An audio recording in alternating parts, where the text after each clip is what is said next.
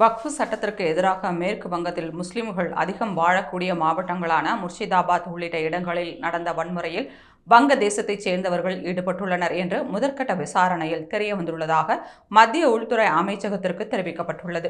இது தொடர்பாக வெளியான செய்திக்குறிப்பில் வங்கதேச எல்லையை ஒட்டியுள்ள முர்ஷிதாபாத் மாவட்டத்தில் 2011 மக்கள் தொகை கணக்கெடுப்பின்படி 66% பேர் முஸ்லிம்களாக உள்ளனர். வங்கதேசத்தைச் சேர்ந்த இஸ்லாமிய அடிப்படைவாத இயக்கங்களான ஜமாத் உல் முஜாஹிதீன் மற்றும் அனுசருல்லா பெங்கால் டீம்களின் உறுப்பினர்கள் முர்ஷிதாபாத்தில் நடந்த வன்முறையில் ஈடுபட்டுள்ளனர்.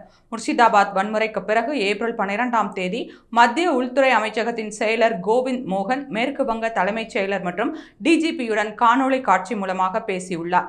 முர்ஷிதாபாத்தில் நிலவும் சூழ்நிலையை மத்திய உள்துறை அமைச்சகம் மிக உன்னிப்பாக கவனித்து வருகிறது என்றும் தெரிவித்துள்ளது. மேலும் முர்ஷிதாபாத் மாவட்டத்தின் சுதி மற்றும் சம்சர்கஞ்ச் பகுதியில் வக்ஃபு சட்டத்திற்கு எதிராக நடத்திய போராட்டத்தின் போது நடந்த வன்முறையில் உள்ளூர் மக்களின் கடைகள் மற்றும் வீடுகள் சூறையாடப்பட்டுள்ளன என்றும் தெற்கு 24 பர்கானாஸ் மாவட்டத்தில் வக்ஃபு சட்டத்திற்கு எதிராக இந்தியா செக்குலர் ஃப்ரண்ட் நடத்திய போராட்டத்தின் போது போராட்டக்காரர்களுக்கும் போலீசாருக்கும் இடையே நடந்த மோதலில் பல வாகனங்களுக்கு தீ வைக்கப்பட்டது என்று அந்த அறிக்கையில் தெரிவிக்கப்பட்டுள்ளது.